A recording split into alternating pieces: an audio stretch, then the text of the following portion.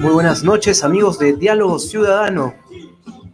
Esta noche vamos a hablar sobre informalidad, formalización en las empresas, en el trabajo. Hoy nos acompaña el ex ministro de Trabajo y Promoción del Empleo y académico reconocido, el señor Cristian Sánchez. Bienvenido, Cristian, ¿cómo estás? Gracias por la invitación, Renzo. Buenas noches.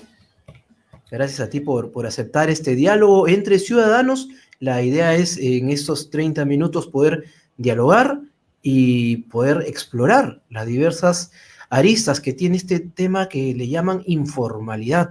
Cuando uno dice, el cáncer de nuestra sociedad es que la gente está en las calles, que no hay trabajo, todos los informales, ¿a qué se están refiriendo en verdad? Bueno, la informalidad es un fenómeno complejo que cobija dentro del término un conjunto de personas, de trabajadores y de trabajadoras que no solo son trabajadores asalariados, es decir, no solo trabajan por cuenta ajena para un empleador a cambio de una remuneración, ¿no?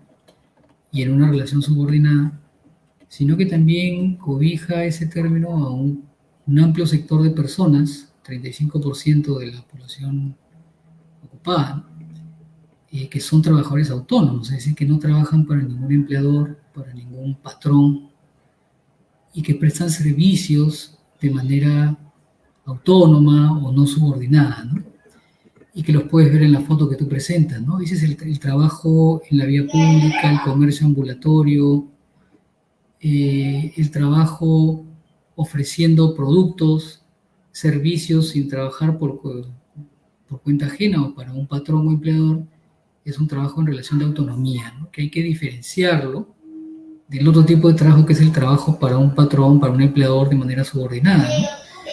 Pero se engloban ambos tipos de trabajo dentro del concepto de informalidad, en tanto el grupo de trabajadores autónomos o por cuenta propia carecen de acceso a un sistema de pensiones, carecen de acceso un gran porcentaje de ellos a servicios de salud, a pesar de que se ha avanzado muchísimo en el aseguramiento universal, en salud a través del Seguro Integral de Salud, ¿no? Que progresivamente ha ido absorbiendo cada vez mayor cantidad de trabajadores autónomos, pero ese fenómeno, repito, hay que diferenciarlo del sector de trabajadores o del grupo de trabajadores asalariados que trabajan para un empleador y que prestan servicios de manera subordinada, ¿no? Y que la imagen que tú ves ahí de ese call center, ¿no? Son trabajadores en un call center, trabajan para un patrón, para un empleador, y que la mayoría, si bien está registrado en una planilla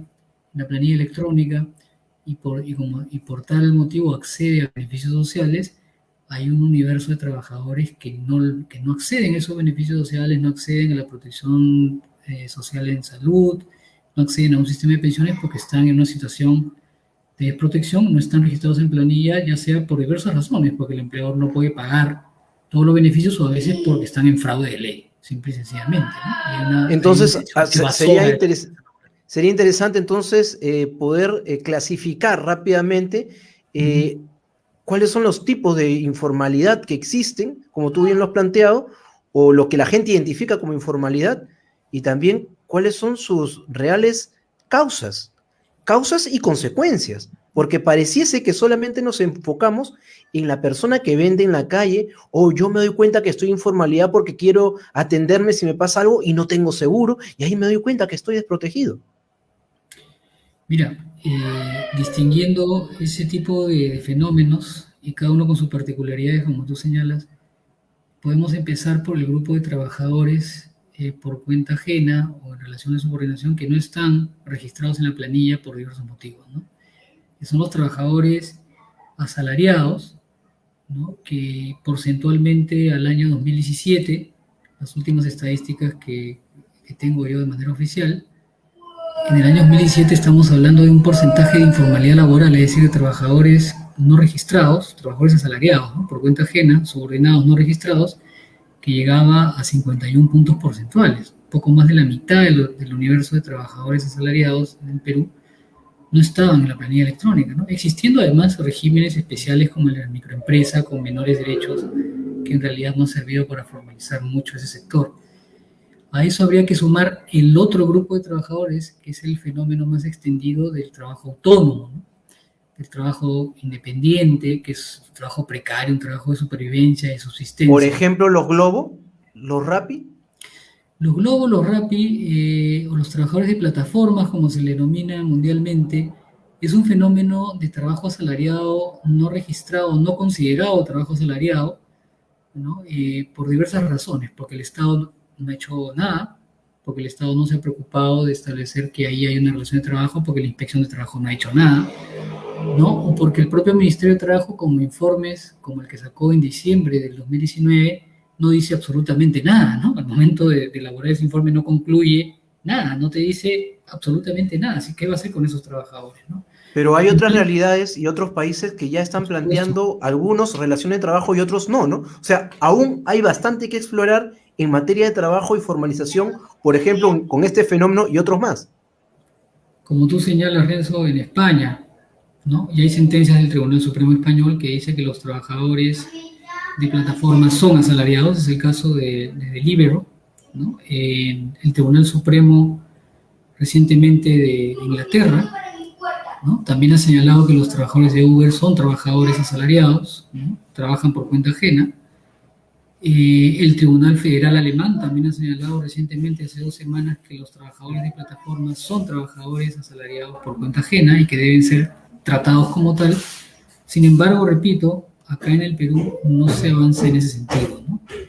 Y se sigue sin abordar el problema, y más aún en plena pandemia, no se solucionó el problema, sino que más bien se otorgaron derechos mínimos, ¿no? Una protección en salud mínima, que solo cubre la atención en salud de estos trabajadores por 15 días, ¿no? Y los trabajadores han seguido cayendo víctimas del virus y han seguido cayendo víctimas de la informalidad y arrojados a su suerte, ¿no? O sea, no hay una respuesta coherente del Estado en función a lo que el mundo ha venido resolviendo respecto de este grupo de trabajadores, que es un fenómeno mundial desde las economías de plataforma, ¿no? Ahora entendemos, Cristian, que en esta pandemia terrible que aún estamos sin saber cuándo será esta nueva normalidad, porque la actual no la queremos ni siquiera ser conscientes de ella, digamos, pero aún no sabemos el impacto real que va a causar con la formalización o la informalidad laboral y empresarial, siendo que muchas empresas pequeñas, medianas, ya están quebrando y muchas personas que nunca han sido autónomos están tratando de serlos de alguna forma. Mira, las últimas cifras que estaba revisando antes de entrar a tu programa dan cuenta de un proceso paulatino de recuperación del empleo, por un lado, pero por otro lado se mantiene un gran sector de la población que ha pasado simplemente, por ejemplo, a ser desocupados, ¿no? Tengo la información del INEI en el trimestre móvil noviembre, diciembre, enero del 2021, que se compara con el trimestre móvil noviembre, diciembre del 2019 a enero del 2020, la población económicamente activa desocupada se ha incrementado en 323.000 trabajadores y trabajadoras, con un mayor impacto en las trabajadoras mujeres, y la población económicamente activa ocupada, ya sea como asalariado, ya sea como trabajador autónomo o trabajadora autónoma, ha sido menguada, se ha visto disminuida en casi 600.000 trabajadores en Lima metropolitana, ¿no? Que absorbe las 2/3 partes del empleo del país. Entonces la recuperación es muy lenta. Súmale a eso que hay 320.000 trabajadores y trabajadoras, un poco más, en suspensión perfecta, que son trabajadores formales que no perciben una remuneración y cuyo vínculo está suspendido, ¿no? El impacto en el empleo te da cuenta que es muy fuerte y que por más que se hable de una recuperación, esta recuperación no alcanza, ¿no? Cristian, para que la gente nos entienda, parece que solamente fuese que los trabajadores son formales cuando reciben un sueldo o no reciben un sueldo, pero de eso no se trata, sino la formalización, Cristian, implica ir de la mano con una protección social, ¿cierto? Eso es lo que la triste realidad en esta pandemia, que el grueso de trabajadores que o no trabajan o están en la informalidad no tiene cómo cubrir su salud y tendrá que hacer sus colas, pues, no sé, en el hospital más cercano o corretear por el oxígeno. Los trabajadores autónomos en el Perú, que abarcan, según cifras del 2017, que son las últimas cifras oficiales que yo manejo, el 35% de la población ocupada a nivel nacional, estamos hablando de un contingente importante de ese tipo de trabajadores, fueron siendo incorporados a partir de una política pública muy importante que fue el aseguramiento universal en salud, al SIS, ¿no? Al Seguro Integral de Salud, ¿no? Se avanzó mucho en eso, pero no tienen acceso a un sistema de pensiones, ¿no? Pero además tienen un trabajo de supervivencia, porque su nivel de ingresos no es el nivel de ingresos que tiene un trabajador asalariado, ¿no? No lo es, es menos de la mitad de los ingresos de un trabajador asalariado. Es decir, bajos ingresos, precariedad en protección social, ¿no? No acumulan en un sistema de pensiones, tienen un sistema de salud que hemos visto sus falencias a propósito de la pandemia, y además ese enorme peso del trabajo autónomo en la PEO ocupada significa de alguna manera un gran freno para que el país avance en el camino al desarrollo. El camino al desarrollo no se basa en el ejército de trabajadores autónomos, sino en una mayor amplitud del trabajo asalariado, ¿no? Los países que están en la OCDE tienen un enorme peso del trabajo asalariado, ¿no? Pero si antes era difícil colocar gente en la formalidad, ahora será una tarea titánica. ¿Por qué los empresarios actualmente, antes ya lo hacían y ahora, no te imaginas, señalan que es casi imposible para los más pequeños poder asumir los costos laborales? ¿A qué se refieren con los costos laborales? Bueno, lo que ha predominado en los últimos años, desde inicios de la reforma laboral de los 90, es un criterio economicista instaurado por un grupo de economistas que predominan en los medios de comunicación, que han fortalecido su discurso y los espacios para difundirlo, que efectivamente, como tú señalas, creen que el camino hacia la creación de más y mejor empleo, empleo con derechos, empleo asalariados o trabajo decente, es el camino de disminuir los derechos que son vistos como vallas, como sobrecostos, ¿no? Disminuirlos para fomentar un mayor acceso a los puestos de trabajo, ¿no? A los puestos de trabajo asalariados. Y esa política, por las estadísticas que te he comentado, ha fracasado. Porque desde los años 90, o fines de los 90, ¿no? Se crea un régimen especial para la microempresa con menores derechos que abarató muchísimo el costo de tener un trabajador en planilla, no ha contribuido a la formalización. Los porcentajes de informalidad laboral en el segmento de la microempresa del año 2017 son del 90%. 9 de cada 10 trabajadores siguen siendo informales, no registrados en la planilla.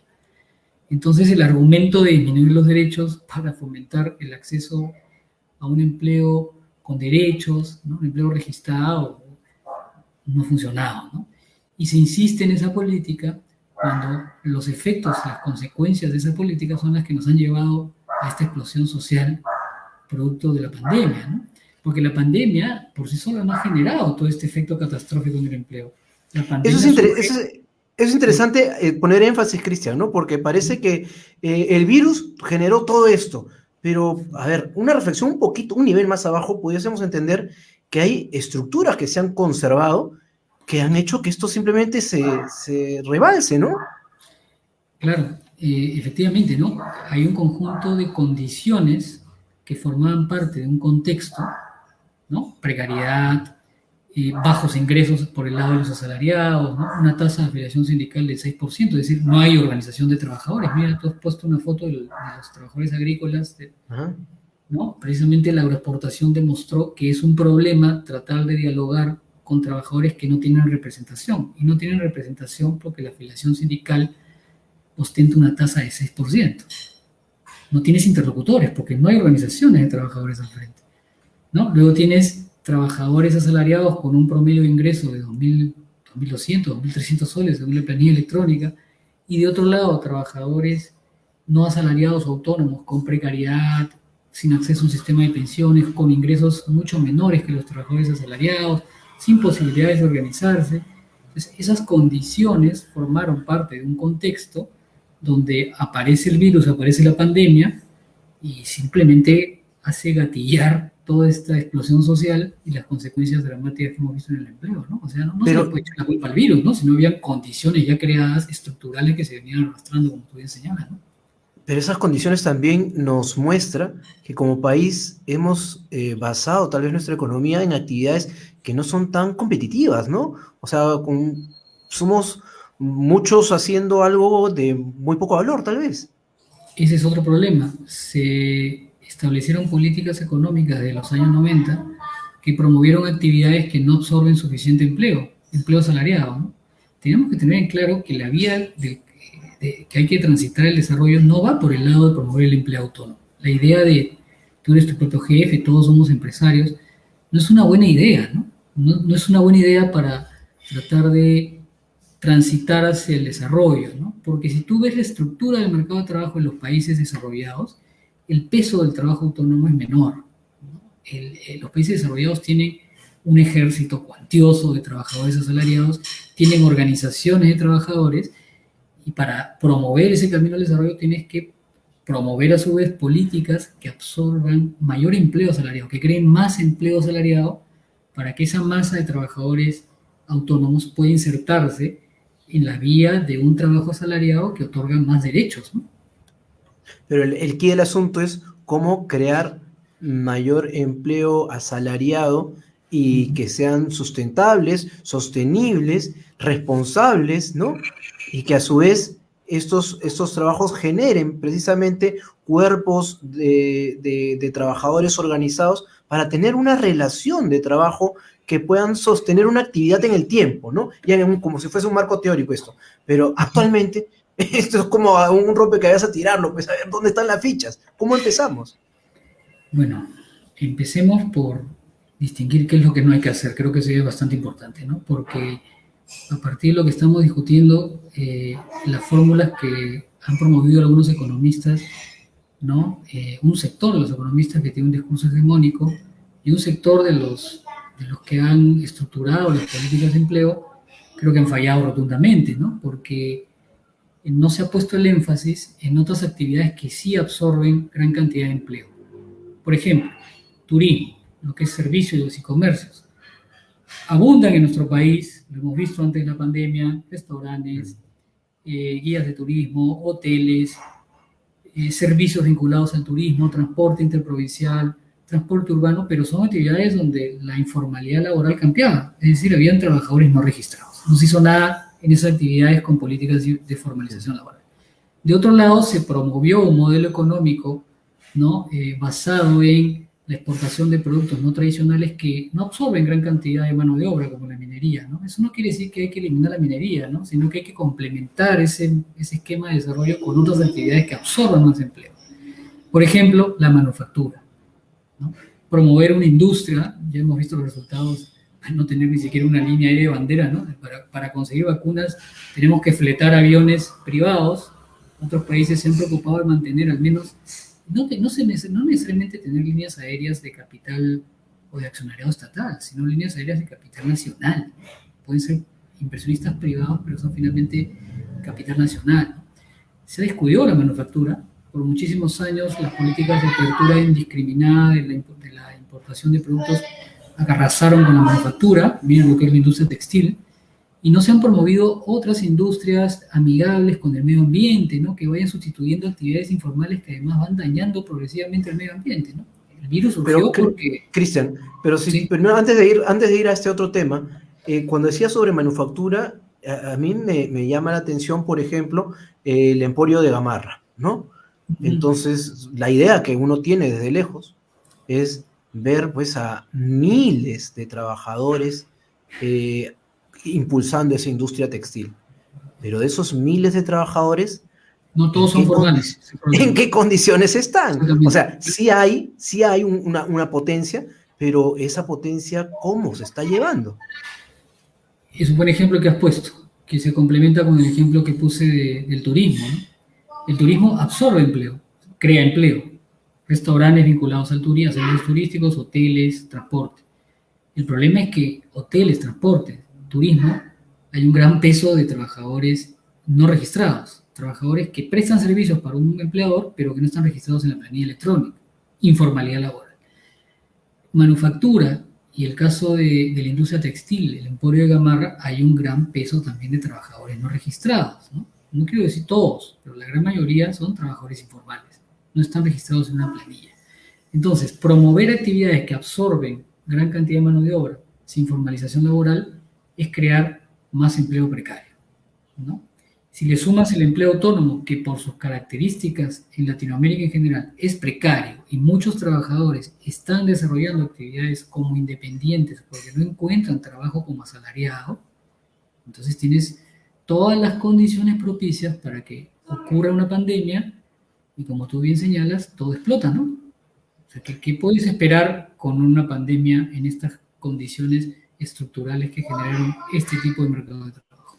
Entonces, una de las preguntas que además mis amigos que nos están viendo se estarán haciendo, ya me las han dicho antes de la entrevista, es, oye, entonces yo quiero aún continuar con mi pequeña empresa y demás y quiero seguir siendo formal, pero dadas las condiciones actuales y las condiciones de hace poco además, ¿no? ¿Qué me persigue la SUNAT? ¿Qué me persigue en la municipalidad? ¿Qué me persigue SUNAFIL? Que todo el mundo me persigue por ser formal, pero este otro señor no lo persigue nadie. No lo persigue nadie porque no aparece, no lo persigue nadie porque todos están en informalidad, o sea, además gana más que yo, ¿no? El pobrecito. Entonces, ¿cómo poder ser formal, un empresario decente que quiere hacer las cosas bien, si es que sienten que no se dan las condiciones para poder desarrollar una industria o una actividad empresarial? Bueno, tienes que fortalecer el Estado y tienes que además, ese Estado fortalecido tiene que desplegar políticas diferenciadas, ¿no? Para combatir la informalidad laboral, por ejemplo, en la gran empresa, no es lo mismo que combatir la informalidad laboral en la microempresa, ¿no? En la microempresa tú tienes que ir no solo con políticas de fiscalización, el objetivo no es cerrar microempresas, el objetivo es un Estado que las acompañe, que les dé acceso a crédito barato. Ya hemos visto todo lo que ha ocurrido con los microempresarios en esta situación, ¿no? Pero, No han tenido... Cristian, ahí también hay un detalle, ¿no? Disculpa que te interrumpa, pero me acuerdo, no tengo en casa, pero tal vez algunos amigos sí tengan en casa, alguna persona que es trabajadora del hogar. Y sin embargo, las condiciones son casi como si esa persona que contrata fuese una gran empresa. O sea, las condiciones son diferentes hasta de la microempresa. Entonces, ¿no hay ahí también un problema? Bueno, a ver, Renzo, el caso de las trabajadoras del hogar te refieres a la última reforma, ¿no? Y que deviene o tiene como antecedente la aprobación del convenio 189, que era una obligación internacional pendiente del Estado peruano, apuesta a generar trabajo decente, a que la relación de trabajo en el hogar sea, como existe en otros países, una relación de trabajo asalariado, con derechos, ¿no? Y no con derechos diferentes porque trabaja en el hogar, sino con los derechos que tiene un trabajador o una trabajadora en cualquier otra rama de la actividad económica. Es un tema de igualdad, es un tema de no discriminación, ¿no? Tenemos que acostumbrarnos a que la vía de generar trabajo no es trabajo precario, sino trabajo decente. El trabajo decente, crear puestos de trabajo decente, requiere de esfuerzos económicos del empleador, por supuesto, y de esfuerzos económicos del Estado, contribuciones sociales, más impuestos, ¿no? Más impuestos significa una reforma tributaria también, ojo, ¿no? Todo el problema de los bonos, de la ausencia de un sistema de protección social amplio, es producto de que no ha habido una reforma tributaria, ¿no? Hay empresas que siguen teniendo escudos tributarios de los años 90, que no pagan la tasa de impuesto a la renta que tú y yo pagamos, ¿no? Por ejemplo, o sea, ha habido también un esquema de acceso a la formación. Me está diciendo que nosotros en el fondo pagamos más que en porcentaje que estas empresas. No, pues. Sí. ¿Es una broma o qué? Más que las agroexportadoras, sí, ¿no? O sea, mi impuesto a la renta y el tuyo es superior en porcentaje que Monsanto. Que el agroexportador, claro. Tenían un régimen de menor impuesto a la renta, ¿no? Además, hay empresas que recibieron concesiones del Estado en la actividad minera que tienen convenios de estabilidad tributaria vigentes y renovados desde los años 90. ¿No? Entonces, ¿de dónde va a salir el dinero para las políticas públicas si tienes una política tributaria inequitativa, ¿no? Donde pones mayor énfasis en los impuestos regresivos e inequitativos, que es selectivo al consumo, IGB, que grava el consumo y no grabas la renta, la riqueza, el patrimonio, las herencias, por ejemplo, ¿no? Hay gente que hereda en este país grandes sumas de dinero y no pagan ni un solo impuesto. Ya, a ver si ¿Dónde nos ocurre entendemos. eso? Entonces, Solamente acá ocurre eso. parte de la gravedad del problema es como si fuese un pecado original, digamos, ¿no? O sea, quieres generar empresa, quieres generar empleo, pero no haces una reforma tributaria o no haces unas reformas en las cuales pueda ser equitativo para los esfuerzos de los más pequeñitos o los que son individuales, de los que son grandotes. Eso es lo que nos estás planteando. Una reforma del sistema financiero también, ¿no? Bancos que colocan grandes tasas de interés, ¿no? El retiro del Estado de las políticas de acceso al crédito de microempresarios, bajo el argumento de que el mercado va a resolver los problemas por sí solo, que los bancos privados sin regulación van a resolver los graves problemas de este país sin ningún tipo de regulación, y ese conjunto de ideas dogmáticas de un sector de los economistas de este país que han manejado el discurso público, han construido un discurso hegemónico y simplemente nos han llevado a esta situación, ¿no? Mira, entonces, esta situación, Cris, esta situación entonces no se debe de maquillar, digamos, ¿no? O sea, no, porque estamos a puertas de unas elecciones, si ni tú ni yo participamos en ningún partido político, vamos a hablar con total tranquilidad de lo que está ocurriendo. No entonces, en ningún partido político. Sí, lo sé, yo tampoco en estos momentos, pero sí es importante poder tener una reflexión, porque los que nos ven también querrán preguntarse, entonces, si voto por A, B, C o quien sea, ¿qué es lo que tengo que fijarme en sus propuestas para poder entender si es que están haciendo una reflexión real, profunda sobre el tema de la informalidad o solamente me están maquillando y me están poniendo 2, 3, 4 palabras chéveres para que yo vaya por ahí? Porque lo que tú me dices es meterse de fondo, meterse en los temas de fondo, los cambios estructurales. Reforma del sistema financiero, reforma del sistema de pensiones, reforma de las relaciones de trabajo individuales y colectivas, ¿no? Hay que promover organizaciones de trabajadores, no hay que perseguirlas ni destruirlas, ni pensar que esto es comunismo o ideología, ¿no? Son derechos, ¿no? Promover también un sistema tributario equitativo, una mejor contribución que garantice prestaciones de salud y acceso a un seguro social que brinde servicios dignos y de calidad, ¿no? Los hospitales del Seguro Social de Salud, algunos están haciendo ahorita colectas ante el sector privado, están tocando las puertas del sector privado, pidiendo que se instalen, ante la ausencia de oxígeno en hospitales del Seguro Social, que se instalen plantas de oxígeno, y el sector privado está contribuyendo a apuntalar un seguro social que se cae a pedazos hace años, ¿no? Si no se hacen esas reformas estructurales, no vamos a salir de esta situación. Cuando yo mencioné de que felizmente no participo en un partido político, lo digo con cierta ironía, Renzo, porque es bueno preocuparnos por la política. No hay que ser ajenos a la política, la política nos incumbe a todos, pero para hacer política no es necesario estar en un partido político. Tú y yo hacemos política, tú y yo somos sujetos políticos, ¿no? Opinamos en política.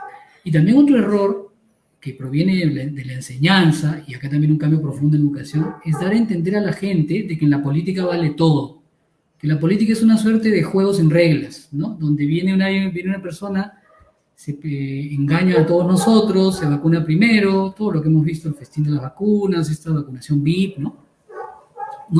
Que en la política y la moral y el derecho están reñidas a las patadas. Esas ideas han perjudicado muchísimo al Perú. Cristian, es como el mismo tema de la informalidad, ¿no? Es como tener una informalidad también en la estructura social, y en este caso, más que informalidad, para llamarlo de una forma más elocuente, esto es la política chicha, digamos, ¿no? No solamente variopinta, que recoge culturas, no, sino la desordenada, ¿no? La totalmente informal. Hasta vemos, pues, políticos, entre comillas, autónomos, ¿no? Que son los outsiders. Pero cómo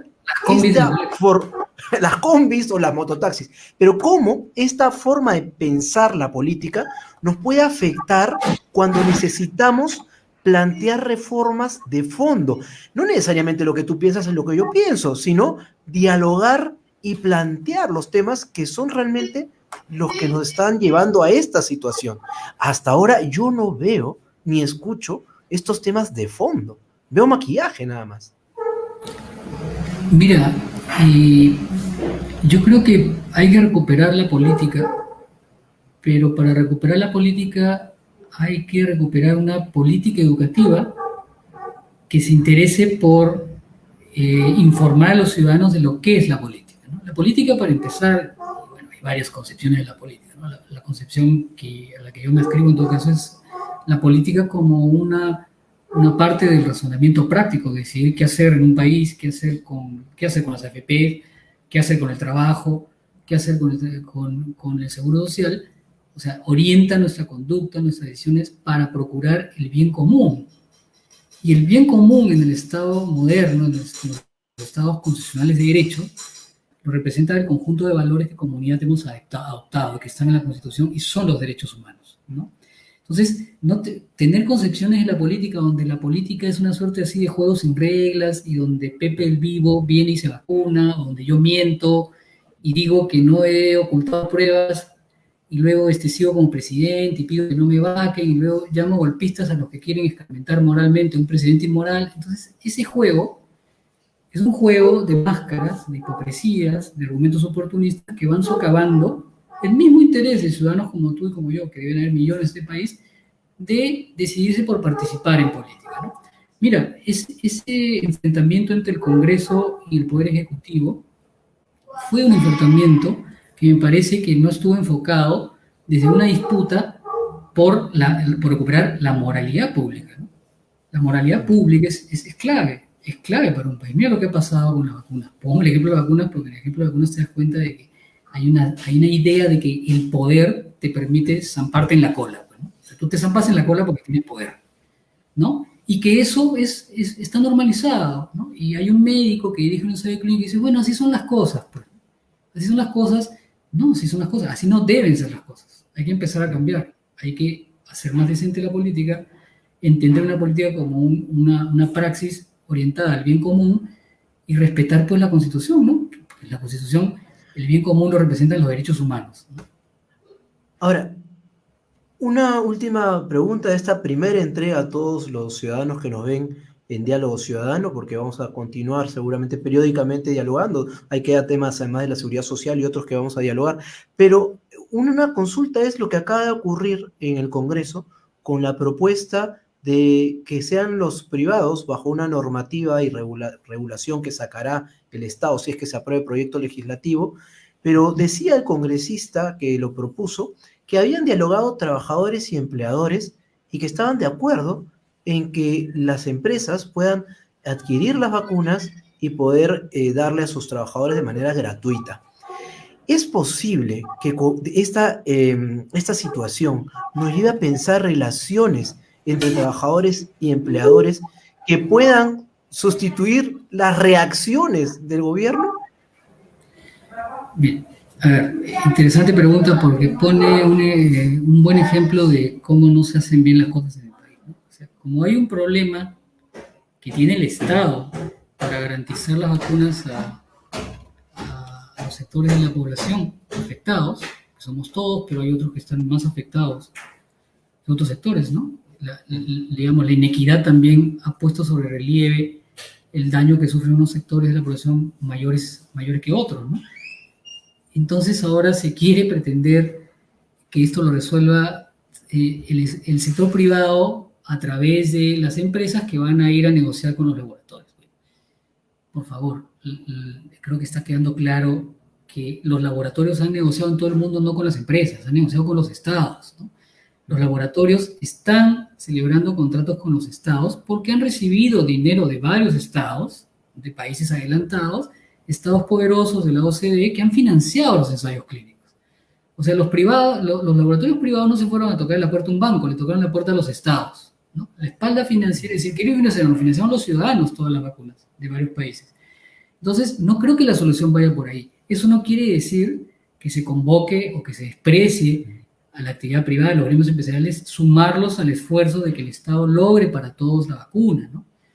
O sea, hay posibilidades de explorar relaciones sanas, equitativas, con sacrificios proporcionales entre sector privado y Estado para colaborar en traer un bien que debe ser un bien público, ¿no? No un bien para unos pocos. Pero decir de que los empresarios, las empresas, los gremios empresariales están en capacidad de negociar con laboratorios para traer vacunas es seguir engañando a las personas.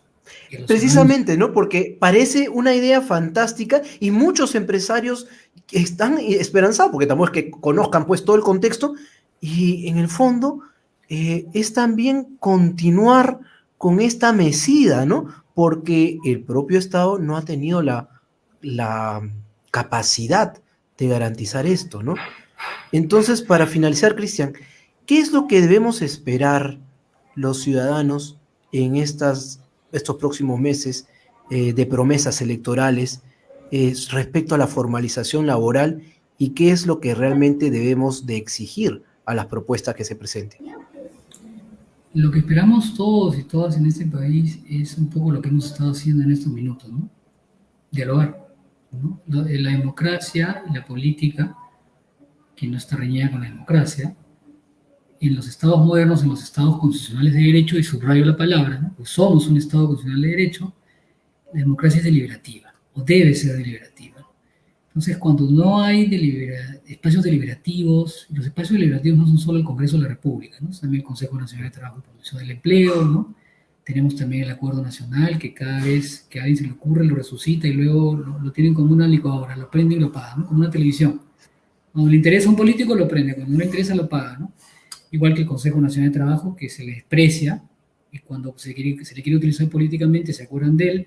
Si no hay deliberación, en la democracia no hay intercambio de razones, ¿no? Y no hay posibilidades de mejorar las políticas, ¿no?